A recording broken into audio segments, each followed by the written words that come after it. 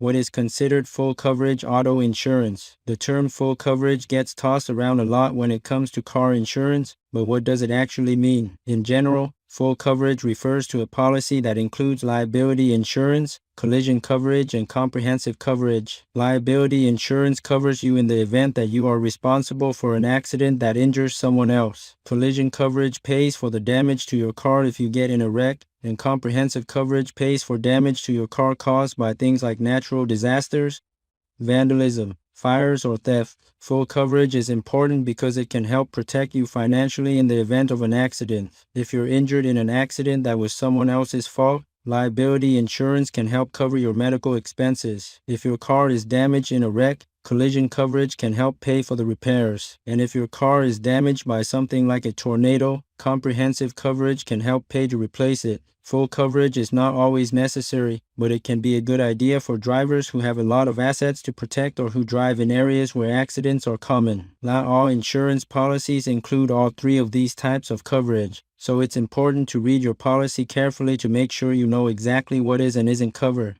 If you are not sure what your policy includes, contact your insurance company and ask them to explain it to you.